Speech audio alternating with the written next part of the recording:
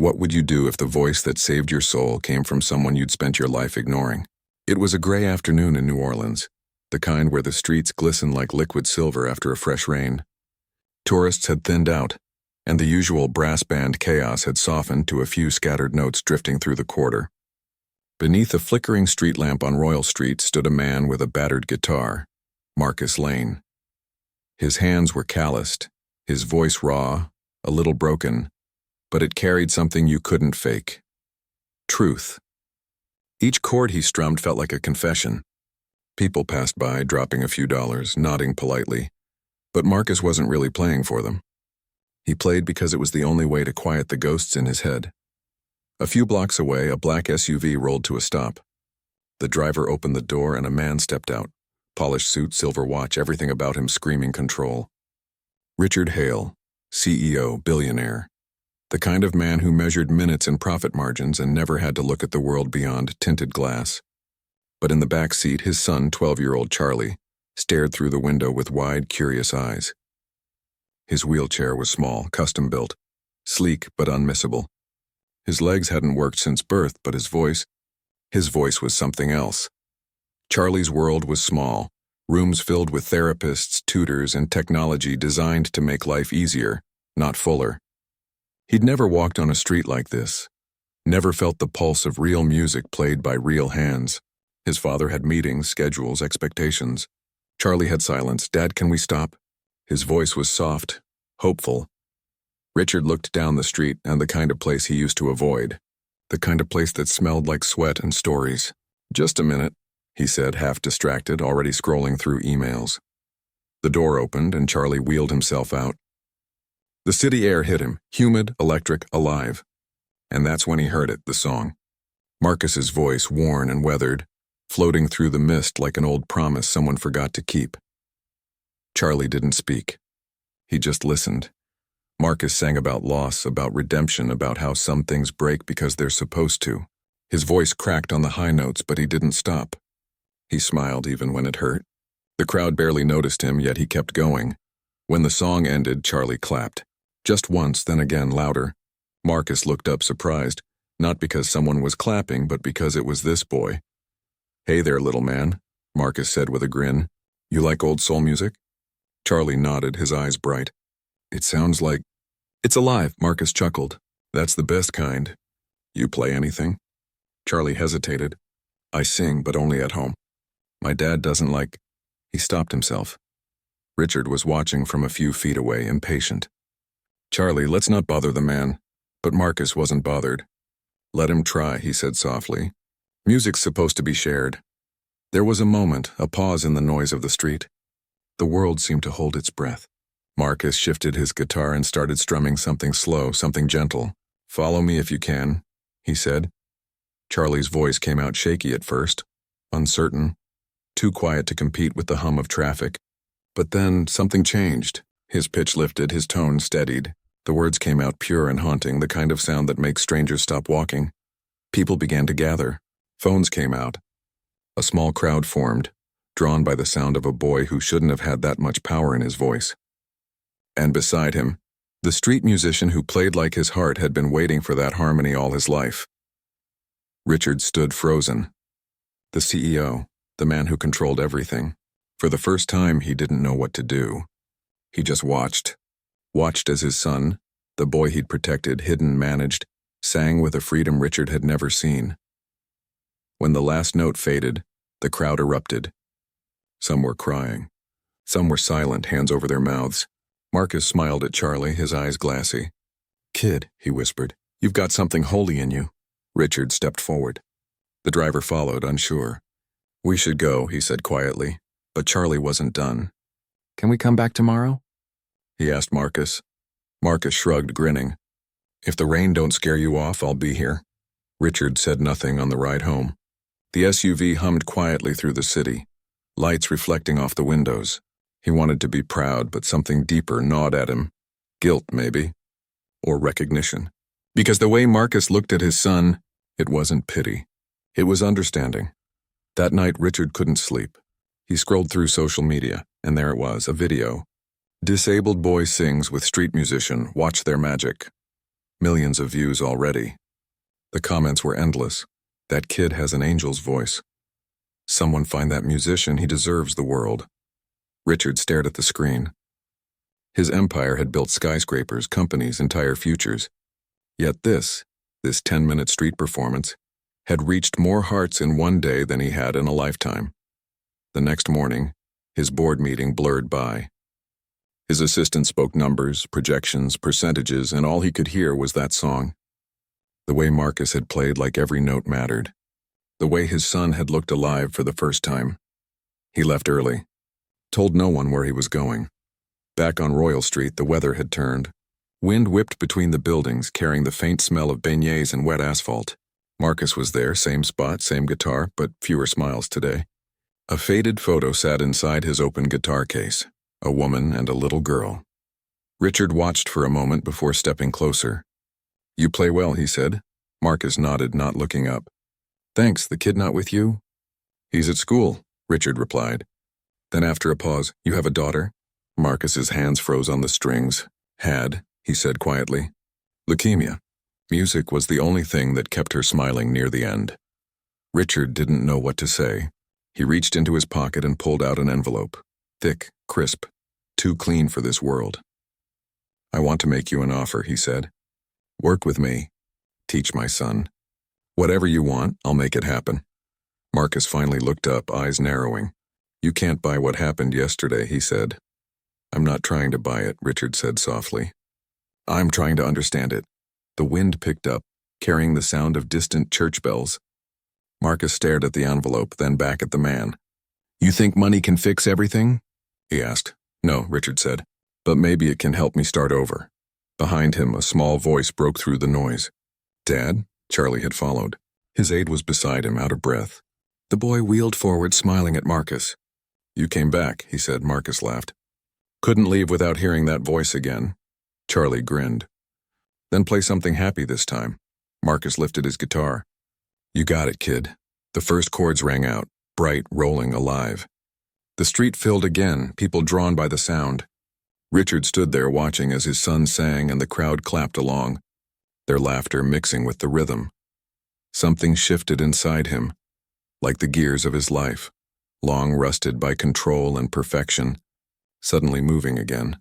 When the song ended, Marcus leaned down to Charlie. "You know," he said, "sometimes life gives you a broken melody. You just gotta find someone who knows how to play along." Charlie looked at his father. "Can we help him, Dad?" Richard hesitated. The words caught in his throat. Before he could answer, Marcus's phone buzzed. He frowned.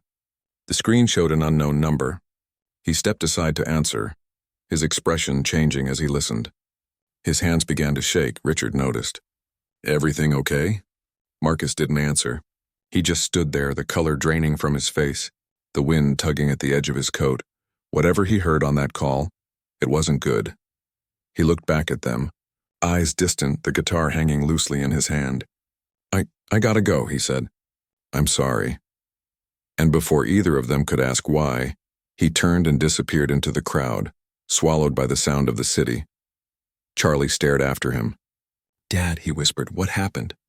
Richard didn't know, but something in his gut told him this wasn't the last time they'd see Marcus Lane, because sometimes one song can change a life, and sometimes it can uncover a past that refuses to stay buried. The sound of a single guitar string echoed faintly in the distance, a note left hanging in the air, unresolved, waiting for what came next. The city moved on as if nothing had happened. Streetcars rattled through puddles, brass music floated through the quarter, and neon lights bled into the damp evening air. But for Richard Hale and his son, everything felt different now, like the world had shifted slightly off its axis. 3 days had passed since Marcus vanished into the crowd. No messages, no trace, just the echo of his last note, and a silence that felt too heavy for something so simple. Charlie kept asking the same question. Did something happen to him? Richard didn't have an answer. He'd searched quietly, sent people to look, called shelters, hospitals, police stations. Each time the same response, no one by that name here. But there was one thing Richard didn't tell his son. That same night, a private investigator he'd hired had found something. A record. A name that didn't quite fit. Marcus Lane, yes, but the real one, the registered one, had died 3 years earlier. So who was the man singing on Royal Street? Richard didn't know. But he knew one thing for certain: he couldn't let it go. Not just because of Marcus. Because of what had happened when his son sang. That moment had done something to him. Broken something open. For the first time, he'd seen Charlie not as fragile but powerful. And the man who helped reveal that had disappeared. On the fourth morning, Richard drove without a plan. Down Decatur, past the market, through the narrow alleys where street artists set up with little more than a stool and a dream. He parked and walked. No chauffeur, no suit, just a man following a sound he couldn't forget. He found it eventually, not the song, but the memory of it. A faded chalk outline on the pavement where Marcus used to play, a coffee cup lying on its side, the smell of old cigarettes and rain. And then, behind him, a voice. "You looking for someone?" Richard turned. An old man sat in a folding chair under an awning, strumming a half-tuned banjo. His eyes were sharp despite his years. "A musician," Richard said, tall, maybe mid-30s. "Goes by Marcus Lane." The old man nodded slowly. "Marcus don't come around here no more. Do you know where he went?" "Sometimes," the man said. "Folks don't go anywhere. They just stop showing up." Richard started to turn away, but the man added, "He used to talk about a daughter. Said he played for her even when she wasn't here no more. You find her name, you might find him." It was all he had. That night, Richard sat alone in his office. City lights glowed through the floor-to-ceiling glass, reflected against framed awards and silent achievements. He typed the name into a database: Marcus Lane, daughter, obituary. There it was. Lila Grace Lane, age 6. Died of leukemia. The photo was grainy, taken from an old article. A small girl with dark curls, missing a front tooth, holding a stuffed giraffe. But something else caught his eye. A charity listed at the bottom. The Lila Foundation for Pediatric Music Therapy. The address wasn't far. He didn't wait until morning. The foundation was small, tucked behind a hospital near the river. Its lights were dim, the sign weathered. Inside, the air smelled faintly of disinfectant and crayons. A woman at the front desk looked up when he entered. "Sorry, we're closed." "I'm looking for someone," he said. "Marcus Lane, he's connected to this place." Her face softened just a little. "You knew Marcus?" "Knew him," Richard replied. "Trying to find him." She hesitated, then sighed. "He hasn't been in for weeks. He used to play for the kids here. Said it helped him feel close to his daughter again." She paused, glancing toward a small music room through the glass. Inside, tiny instruments lay scattered: a tambourine, a plastic recorder, a child-sized guitar missing 2 strings. When he lost his apartment, he started sleeping in the old shelter off Canal, but last I heard, it burned down 2 nights ago. Richard's chest tightened. Was he there? "They didn't find everyone," she said quietly. He left without another word. The city lights outside felt colder now. He drove home in silence, the wipers clicking rhythmically against the windshield. Charlie was still awake when he got back, watching videos of their performance on repeat. "Dad," he said without looking up. "Why did Marcus leave?" Richard stood in the doorway for a long time. "Sometimes people disappear because they think they've got nothing left," he said finally. Charlie turned. "Then we should give him something." The next morning, Charlie refused to go to school. He had an idea. Wild, impossible, but he wouldn't let it go. He wanted to sing again. This time not on the street. Somewhere bigger, somewhere Marcus could find them. At first, Richard thought it was childish. But then he remembered the crowd that had gathered that day. The way the world had stopped for one small, pure voice. He called a friend who owed him favors. By afternoon, they had a permit. A small stage in Jackson Square just one night. They called it A Song for Marcus. Flyers went up across the quarter, photos from the viral video printed in bold. Social media exploded again. People wanted to see the boy sing, wanted to know what happened to the musician who'd disappeared. By sunset, the square was packed. Lanterns flickered. The air was thick with expectation. Charlie sat on stage, nervous but glowing. Richard stood beside him, adjusting the mic. He wasn't just managing this event. He was part of it now. When the first note hit, the crowd quieted. Charlie's voice floated across the square, soft at first, then stronger, each syllable carrying the ache of something lost and the hope of something not yet found. People listened. Some cried, some sang along, and somewhere in that sea of faces just beyond the edge of light, a shadow stood still. Marcus. He looked older somehow. Hollowed out, the beard was thicker, his coat frayed, but it was him. He hadn't planned to come. He'd seen the flyers taped to a lamppost that morning, thought it was a mistake. But hearing that voice again, he couldn't stay away. He stayed hidden until the song ended. Then, as the applause erupted, he stepped forward. Charlie saw him first. "Dad," he whispered. "He's here." Richard turned. Their eyes met through the crowd. The noise faded around them. Just two men, staring across the space that grief and pride had carved between them. Marcus stepped closer, hesitating near the edge of the light.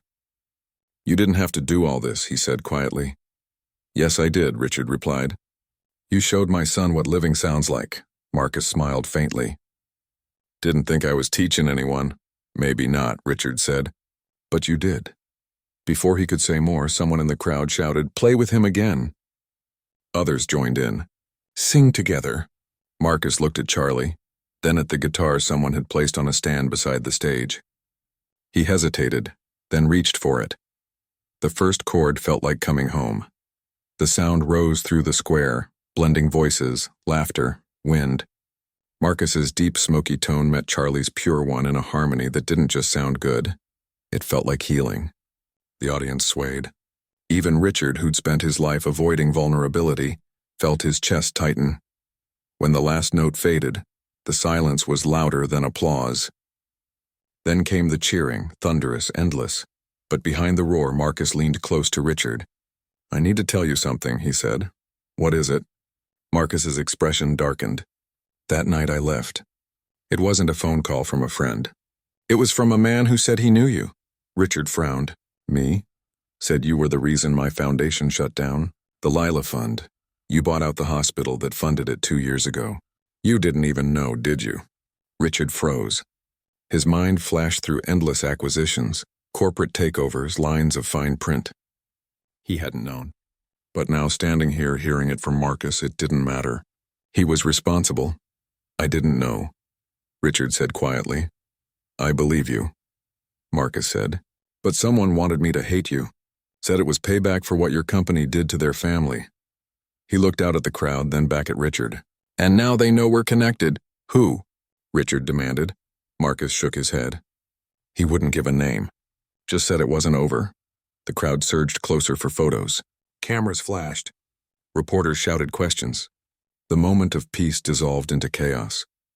Richard looked at his son, laughing, radiant, unaware, and something inside him twisted. This wasn't just about music anymore. It was about what lay underneath. Later that night, when the crowd dispersed and the square emptied, Marcus helped pack up the equipment. The two men stood alone beneath the streetlights. "You think he'll come after you again?"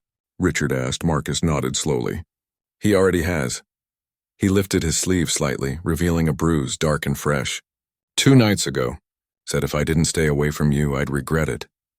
Richard felt a chill creep down his spine. "Then you can't stay here." Marcus looked out over the quiet city. "I've been running my whole life, man. Maybe it's time I stop." A siren wailed in the distance. The wind picked up, carrying with it the faint scent of rain. "Marcus," Richard said, "whatever this is, I'll fix it. I promise." Marcus turned, meeting his eyes. "Then you'd better be ready to dig deep, Hale. Because whoever's behind this, they already know where your boy goes to school." The words hit like a stone through glass. Richard's breath caught. He glanced instinctively toward the SUV where Charlie sat waiting, half asleep, his small hands clutching the same stuffed giraffe he'd brought from home. For the first time in his life, Richard Hale felt something money couldn't protect him from. The streetlight flickered. The rain began to fall again, slow and steady, washing over the cobblestones as the night swallowed the sound of the last chord still hanging in the air. And somewhere in the distance, a man's voice whispered through the static of a payphone. Low, deliberate, certain. They sang together again. "It's time to finish this." The next morning arrived heavy and colorless, like the sky had forgotten to wake. Richard sat at the kitchen table staring at a cup of untouched coffee. The house felt different now, too quiet, too aware. Every sound seemed to echo. The hum of the refrigerator, the faint rustle of curtains in the hallway. Charlie was upstairs humming to himself, the same tune he'd sung with Marcus. That sound should have brought peace. Instead, it made Richard's chest tighten. He kept hearing Marcus's words. They already know where your boy goes to school. He tried to dismiss it, probably a bluff. But Marcus's bruised arm wasn't a bluff. Neither was the look in his eyes. By noon, Richard had called in favors. Security upgrades, a private driver for Charlie, an unmarked car station down the block. It wasn't paranoia, he told himself. It was precaution. But somewhere in the back of his mind a thought whispered, what if the danger isn't from outside?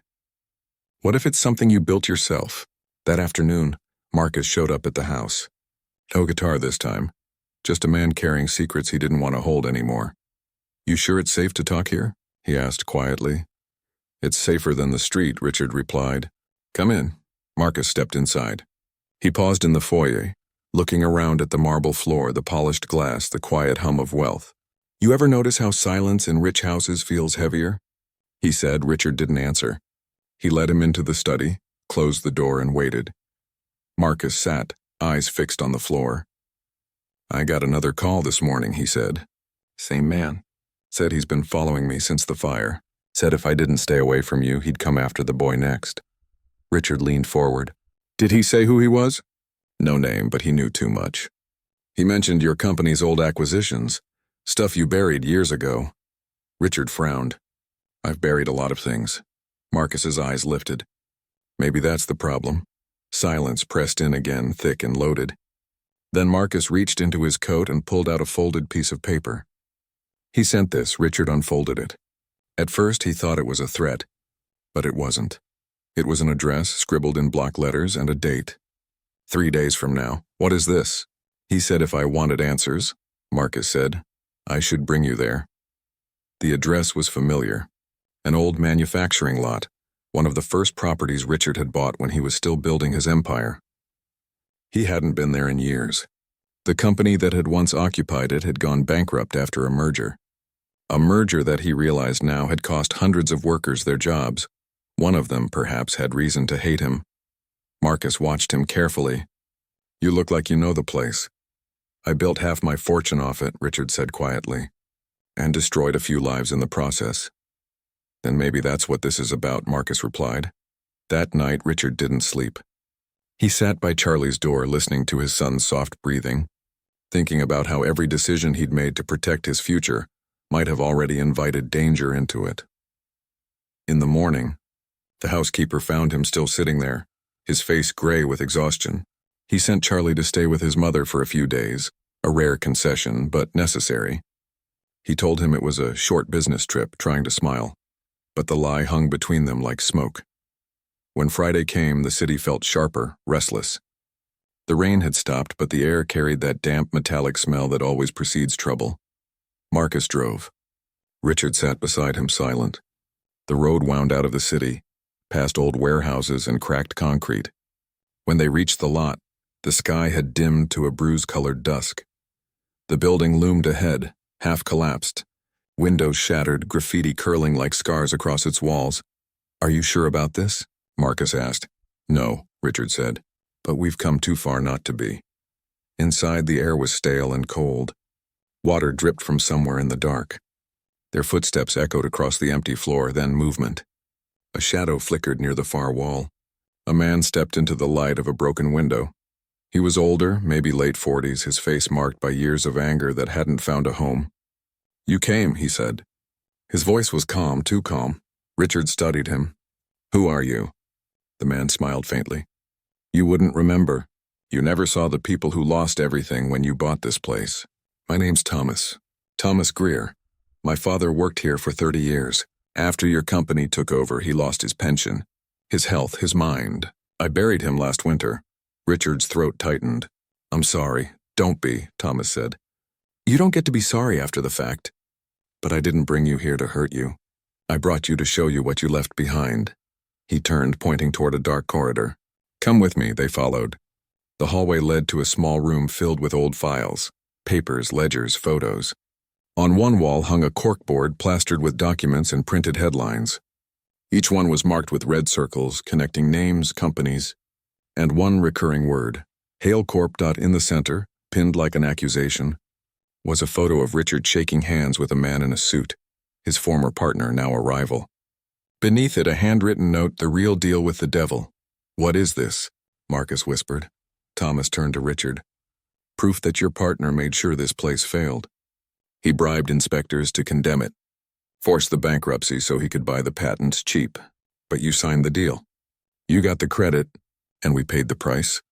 Richard stepped closer, eyes scanning the wall. It was true. He remembered the deal, the signatures, the rush to close. He'd never looked deeper. Never wanted to. "My partner," he started. Thomas cut him off. "He's still out there, running things, using your name when it suits him. The calls, the threats, he's keeping you scared because if you ever dig into this, he loses everything." Marcus exhaled slowly. "So that's who called me," Thomas nodded. "He wants to bury this forever. And if he can't scare you, he'll go after your son." The words hit like a hammer. Richard felt the room tilt slightly, his heartbeat loud in his ears. For years he'd built walls to keep chaos out, but the cracks had been forming all along, under the weight of his own silence. "What do you want from me?" he asked. Thomas's eyes softened. "I want you to finish what you started. Expose him. Make it right, before more families end up like mine." Marcus looked at Richard. "You gonna do it?" Richard didn't answer. He couldn't. Because behind all the guilt, something darker was rising. Fear that this wasn't just about the past. That whoever his old partner was, he was already moving again. A faint vibration broke the silence. Marcus's phone buzzed. He glanced down and froze, a single message, no name. Just words. "You shouldn't have come here." Then, almost immediately, the sound of an engine outside, tires screeching. Headlights flashed through the broken windows. "Get down!" Marcus shouted. Glass shattered. The air filled with the sharp crack of gunfire. Richard dropped to the floor, dragging Thomas with him. Marcus crawled toward the wall, shielding them. The shots stopped as suddenly as they'd begun. Silence returned, thick and electric. Then the roar of the engine faded into the distance. For a long moment, no one moved. Then Marcus stood, breathing hard. "They know. Whoever he is, he's watching." Richard rose slowly, staring out at the broken window. His reflection stared back, fragmented in the glass. For the first time, he saw not the man who built everything, but the man who let it all rot underneath. Thomas gathered a few files from the board and handed them to him. "You want to protect your son?" he said. "Then stop hiding behind money. Find the truth." Richard took the papers, his hands trembling. The rain had started again, thin and whispering through the holes in the roof. He turned to Marcus. "We can't stay here." "No," Marcus said. "But we can't go back either." As they stepped out into the night, sirens wailed somewhere far off. The streets were slick with rain, reflecting fractured light. Richard clutched the damp papers to his chest, feeling the weight of every secret inside them. Somewhere behind those pages was the name of the man who'd built this web, a man Richard once called a friend, and as lightning split the sky, one thought burned through him. If this man could destroy lives to protect his empire, then what would he do to protect his silence? The storm broke fully by the time they reached the car. Rain hammered the windshield, washing the city's lights into rivers of blurred gold. Marcus gripped the wheel, knuckles white, eyes locked on the road ahead. In the passenger seat, Richard sat motionless, soaked and silent, the stolen papers heavy on his lap. Every flash of lightning carved his face in pieces. Regret, rage, something close to disbelief. No one spoke for a long time. The only sound was the wiper's frantic rhythm, the hiss of tires cutting through water. Finally, Marcus broke the silence. "You still think this ends with an apology?" Richard didn't answer. His fingers traced the edges of the documents, trembling. "No," he said quietly. "It ends when the truth comes out." Marcus gave a bitter laugh. "Truth doesn't fix things. It just shows you what you broke." Richard turned to look at him. "You think I don't know that?" His voice cracked. "Every deal I made, I told myself it was business, not personal. But there's nothing impersonal about a man losing his job, or his daughter dying because a foundation shut down. You were right. I buried people without ever seeing their faces." The car slowed as the rain thickened. Marcus said nothing, but his jaw tightened. Then through the downpour, headlights appeared behind them, bright, too close, following. Richard looked in the mirror. "Do you see that?" Marcus nodded. Yeah, been there for the last few miles. The headlights drew closer, slicing through the fog. Marcus took a sharp turn onto a side road. The car followed. Hold on, Marcus muttered. He cut the lights and veered into a narrow alley, killing the engine. The rain pounded against the roof, masking their breath. They waited. The pursuing car crawled past the mouth of the alley, beams sweeping across brick walls before vanishing down the main road. Marcus exhaled. They're not trying to scare you anymore, man. They're hunting you. Richard leaned back, his heart pounding. Then let them come. I'm done hiding. Be careful what you wish for. When the rain eased, they drove to Marcus's apartment, a cramped, forgotten place above a laundromat. The walls were thin, the air heavy with detergent and damp carpet. Marcus tossed him a towel and a whiskey bottle. Welcome to my world, he said. Richard sat on the edge of the bed, staring at a photo on the nightstand. Lila, the little girl with the stuffed giraffe. Her smile glowed faintly in the lamplight. She loved this song, Marcus said softly, picking up his guitar. Used to hum it before every hospital visit. Said it made her feel brave. He played a few notes, gentle, trembling. Sometimes I play it just to remember what her voice sounded like. Richard closed his eyes. The melody wrapped around him, fragile as smoke. When Marcus stopped, the silence felt almost sacred. I saw her obituary, Richard said. You started that foundation in her name. I didn't know my company cut its funding. Marcus shrugged. You don't have to. You weren't the one signing the order. But I was the one who let it happen. Marcus looked at him then. Really looked. Past the suit, the money, the armor. Then maybe this is your second chance. Richard nodded slowly. And yours. Before Marcus could respond, Richard's phone buzzed. A new message flashed on the screen. No number. Just a video link. He hesitated, then pressed play. The screen filled with a grainy image. Charlie sitting in his wheelchair at his mother's apartment. Laughing, singing softly to himself. The camera zoomed in slowly, too deliberately. Then the text appeared over the footage. You were warned. Richard's blood turned cold. He nearly dropped the phone. Marcus grabbed it, replaying the clip. How the hell did they get this? Richard was already on his feet, pacing. They're watching him. They've been watching him. He called his ex-wife, but the line went straight to voicemail. He tried again. Nothing. His chest tightened. Marcus grabbed his coat. We need to move, now. They drove through the wet streets, each second stretching thin with fear. When they reached the building, the front door was ajar. The security guard was gone. The hallway lights flickered. Stay behind me, Marcus said, pushing the door open. Inside, the apartment was empty. No sign of struggle, no broken glass, no overturned furniture. Just silence. And on the kitchen counter, a phone, Charlie's, next to it. A single Polaroid photo. It showed Charlie sitting in the backseat of a car, his eyes wide, the city skyline behind him. Richard's voice broke. Oh God, Marcus looked closer. That's the bridge out of town. Richard gripped the counter, fighting the dizziness clawing at his chest.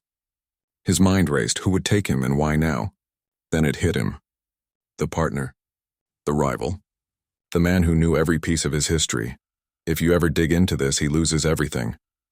Marcus met his eyes. He's using your son to stop you. Richard's breathing quickened.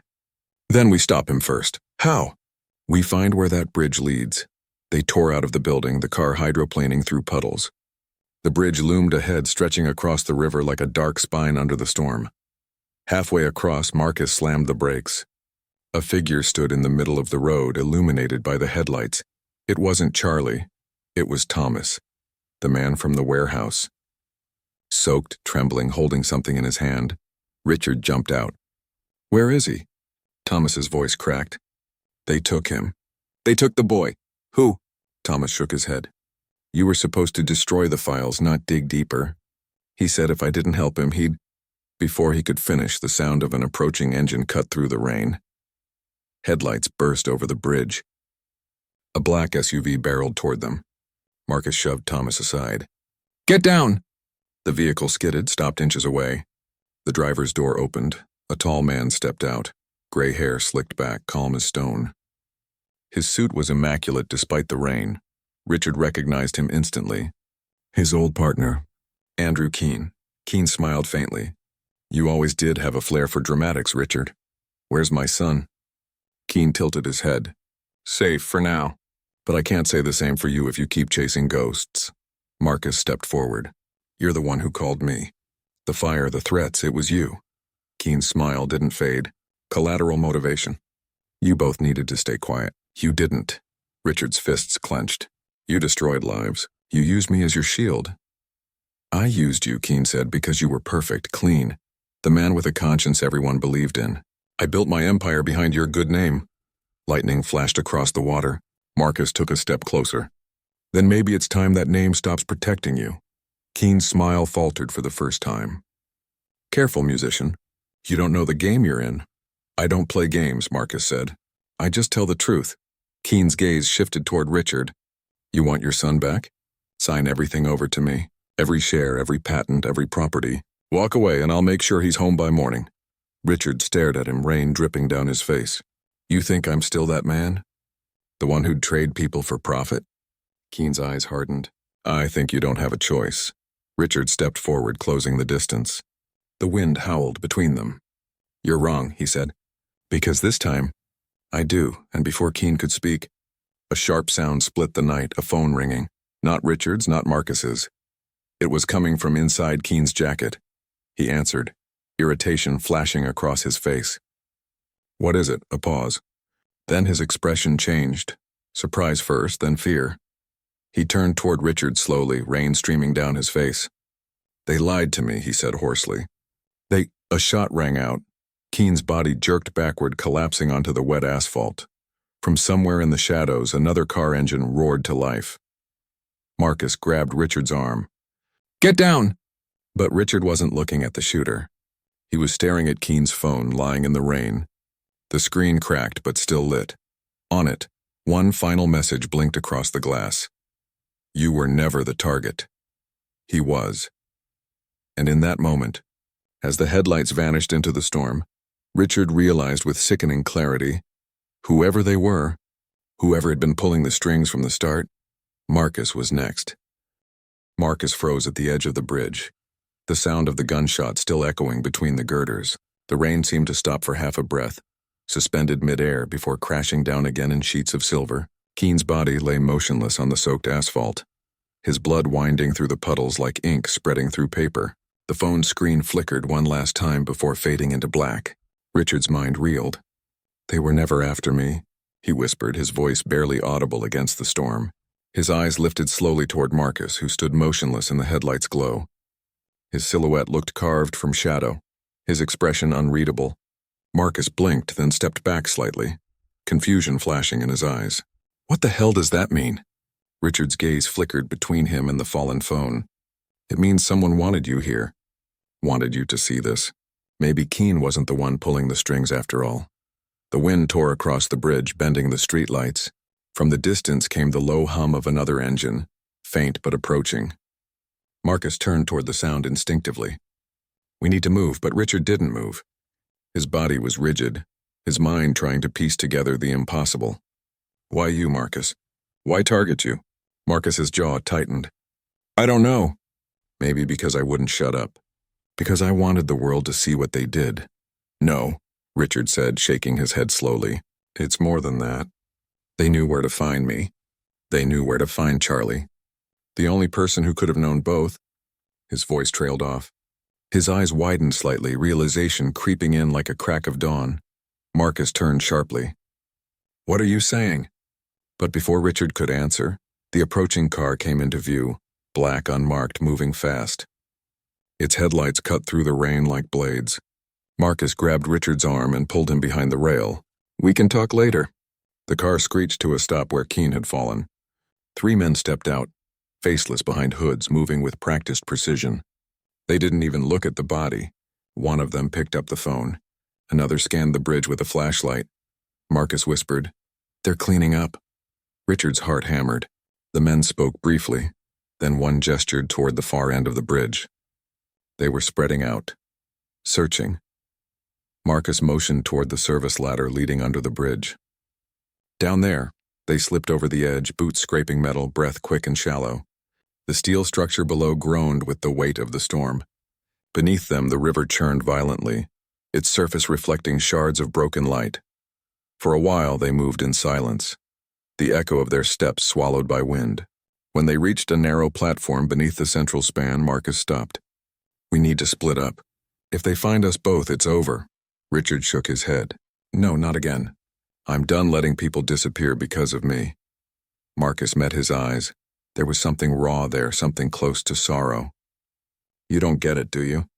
This was never about you." The words hit hard, more than the wind or the cold. Before Richard could reply, the metal above them creaked. Flashlights. Voices. The men were climbing down. Marcus drew in a breath. "There's something I never told you," he said quietly. "When Lila was dying, I went to your office. I begged for help. You weren't there, but your assistant said she'd send the papers to your partner."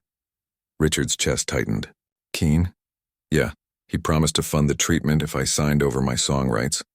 Every one of them, I did. But 2 days later, the clinic shut down. The drugs never came." Marcus's eyes glimmered with rain and grief. "He used my music, Richard. Sold it off through shell companies, built that charity brand you thought you owned. Every time I played, I was playing for them." The realization struck Richard like a blow. "You think they're coming for you?" "Because you're proof." Marcus nodded once. "Because my songs were built on blood money. Their money. And now that you've exposed it, they can't risk me surviving to tell it." The sound of boots on metal grew louder. Marcus handed Richard something small, an old USB drive, scuffed and wrapped in black tape. "Everything's on there. The recordings, the transfers, even the ledger Keen used. I've been tracking it for years."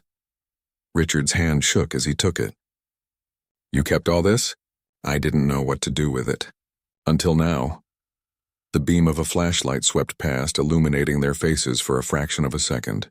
Voices shouted from above. Marcus glanced upward. "Time's up." He turned toward the river. Richard grabbed his arm. "No, don't you dare!" Marcus smiled faintly.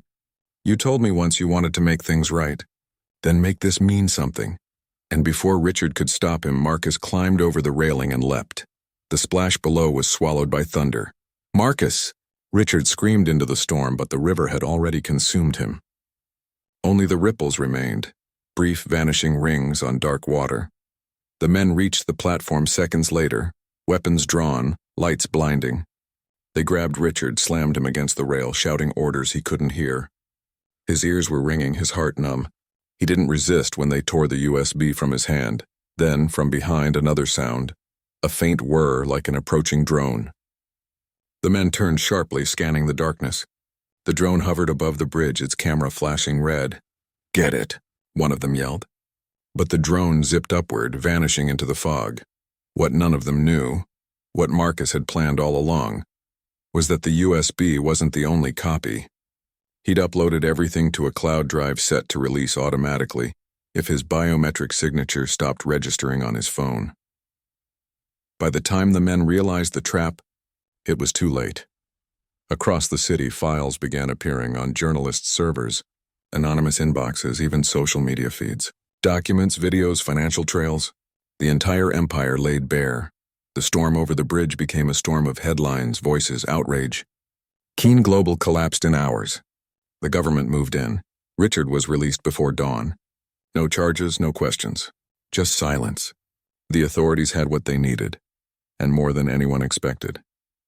He returned home to find police lights still fading down the street. Inside, his ex-wife sat on the couch holding Charlie close. The boy was safe, untouched. When Richard stepped into the room, Charlie looked up, eyes wide and uncertain. Then slowly he smiled. "Dad," he whispered. "Did you find him?" Richard knelt, wrapping his son in his arms. "I did," he said softly. "But he's gone for now." Charlie leaned back, puzzled. "He promised he'd sing with me again." Richard's eyes burned. "He will. Just not the way we think." That night, as the city quieted, Richard sat alone by the window. The rain had stopped, but the river still moved restlessly below. He replayed everything, the bridge, the fall, the look in Marcus's eyes before he jumped. Then his phone buzzed. "Unknown number." Just an audio file, untitled. He pressed play. Marcus's voice filled the room. Calm, warm, haunting. "If you're hearing this, it means I did what I had to do. Don't waste time mourning me. You've got your son back, and the world's got its truth. That's more than most men ever get." Remember this, Richard. Music isn't about the man who plays it. It's about the hearts that keep it alive. Play it for him. For Charlie. The recording ended with a faint sound, the strum of a guitar followed by a child's laughter. Richard sat there for a long time, listening to the silence that followed. Then quietly he rose, walked to the old piano in the corner and pressed a single key. The note hung in the air, soft, pure, trembling. He played the song Marcus had written for Lila. Each note felt like an apology and a prayer, drifting out the open window into the night. Somewhere, carried on the wind, another guitar joined in, a gentle harmony, distant but real. For a moment, Richard closed his eyes and smiled. He didn't know if it was imagination or something more. He just knew the world finally sounded right again. And as the first light of dawn broke over the river, the bridge shimmered like silver beneath the sun, empty but alive, as if holding the echo of a man who'd turned pain into something eternal. The music faded into the horizon, but it didn't end. It lingered, soft, eternal, waiting for whoever would listen next. The morning after the storm, the city seemed to hold its breath. The streets were damp with the scent of rain and dust, neon reflections bleeding softly into puddles that mirrored a washed-out sky. The chaos had subsided, but something in the air still trembled, a quiet aftershock that wasn't quite peace, but the beginning of it. Richard stood by the same bridge where everything had broken and begun. The wind was gentle now, teasing the edges of his coat. Below, the river moved with slow dignity, carrying pieces of the night before toward some unseen distance. He looked down at the water, at the faint ripples that caught the light, and for a long time he didn't move. It had been a week since the files went public. A week since the empire he helped build had crumbled under its own weight. The news had been relentless. Reporters, investors, politicians all scrambling to rewrite their loyalties. But for Richard, the noise had dimmed to something smaller, like echoes fading into memory. He no longer checked the headlines. He didn't need to. The truth had already done what it came to do. A small sound brought him back. Behind him, Charlie's wheelchair rolled over the cracked pavement, his mother pushing it slowly. The boy's face lit up when he saw his father. "You came back," Charlie said softly, the wind tugging at his hair. Richard smiled, crouching beside him. "I told you I would." They stayed there for a moment, side by side, watching the sunlight dance over the water. "Mom says people are talking about Marcus," Charlie said after a pause. "They said he was a hero." Richard looked out at the horizon. He didn't want to be a hero. He just wanted to be heard. "Did he save us?" the boy asked. Richard hesitated, then nodded. "In his way, he saved more than us." Charlie tilted his head. "How?" "By reminding people what we forget," Richard said, voice low, thoughtful. "That the smallest voice can still change everything if someone listens." The boy fell quiet, eyes tracing the ripples below. His hand rested on his lap, fingers tapping gently, a rhythm Richard recognized. Marcus's song. Richard's throat tightened. "You remember the melody?" Charlie smiled. "I dream about it. Sometimes it's like he's still singing with me." Richard looked up at the bridge's steel arches. A single bird perched on the railing, feathers glinting in the light. "Maybe he is," he murmured. Later that afternoon, Richard drove across the city, past shuttered office towers and construction cranes frozen mid-rise. Every corner felt familiar yet distant, like revisiting the set of a life he no longer belonged to.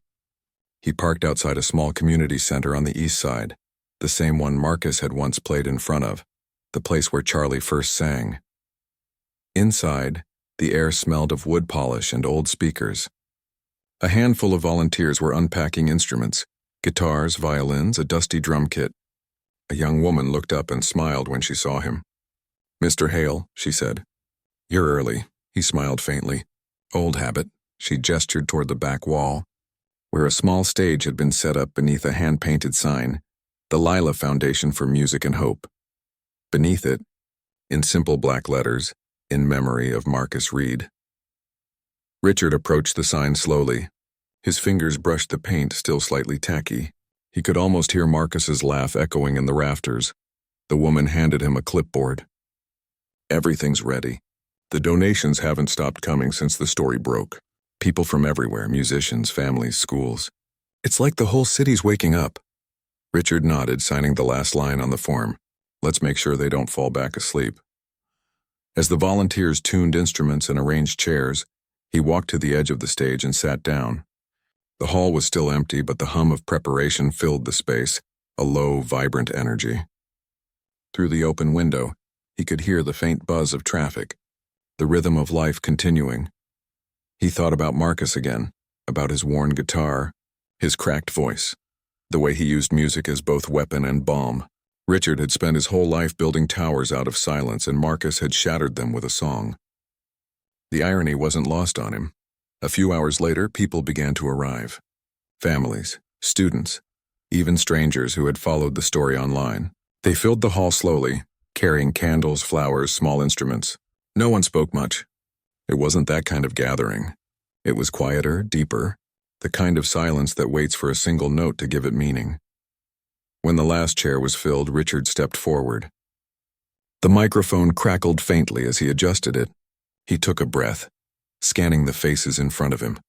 Faces of people who had lost, rebuilt, and somehow found hope in the wreckage. "I'm not a musician," he began, voice steady but soft. "I never learned how to play an instrument." "My entire life I measured success in numbers, in deals and things you could hold or own. But I met someone who taught me that sometimes the most valuable things can't be bought. They have to be heard." He looked down at the old guitar resting beside him, the one Marcus used to play. The strings shimmered faintly under the light. "He taught me that music doesn't fix the world," he said, "but it reminds us what's worth fixing." He strummed a single chord. The sound wavered, uncertain but beautiful in its imperfection. A murmur spread through the room. Recognition. It was that melody, the one from the bridge, the one Marcus had played for Lila. As the song carried through the hall, something changed. One by one, others joined in. A violin, then a drum, then a child's clear, fragile voice. Charlie's. The music swelled, not loud but alive, filling every corner of the room with warmth and memory. It wasn't a performance. It was a conversation, a prayer, a promise kept. Richard felt tears sting his eyes, but he kept playing. Each note felt lighter than the last, like forgiveness set to sound. When the final chord faded, the silence that followed wasn't empty. It was full of love, of grief, of gratitude. The crowd sat still, as if afraid to breathe and break the moment. Then a single pair of hands began to clap. Slowly others joined until the applause rose like a wave. But Richard didn't hear it. His gaze had drifted to the window where the setting sun painted the sky in gold and amber. For a fleeting moment, he thought he saw a silhouette standing in the doorway, a man with a guitar slung over his shoulder, smiling softly before fading into the light. He blinked, and the image was gone. That night, after everyone had gone, Richard sat alone on the stage, the empty chairs like ghosts around him. The world outside was quiet again, the kind of quiet that comes not from absence but from understanding. He looked down at Marcus's guitar one last time. The wood was scratched, the strings slightly frayed, but it still held the warmth of countless songs. He placed it gently on the chair beside him, almost reverently. For a while he just sat there, letting the memories settle. He thought of Marcus, of Lila, of the empire that fell and the foundation that rose in its place, of the people who'd suffered and the ones who'd survived, and of the boy who sang with all the heart the world had tried to take from him. In the end, it wasn't about guilt or redemption or even forgiveness. It was about harmony, the fragile, fleeting kind that exists when broken lives find a way to resonate together. Outside, the city lights shimmered on the wet pavement, and somewhere in the distance, faint but unmistakable, someone played a guitar. Richard smiled. He stood, turning off the last light in the hall. As he stepped outside, the night air met him like an old friend. The stars were faint but visible, scattered like forgotten notes waiting to be heard. He looked up, and for the first time in years, he didn't feel small beneath them. He just felt human, because in the end that was all any song ever asked of its listeners to feel. To remember that every life, no matter how damaged, carries its own rhythm, and as he walked home beneath the sleeping city, he whispered a line that felt both prayer and farewell. Some songs never end. They just find new singers. The wind carried his words away, blending them with the soft hum of distant traffic, until all that remained was the faint echo of a melody rising once more from the heart of a city that had finally learned to listen.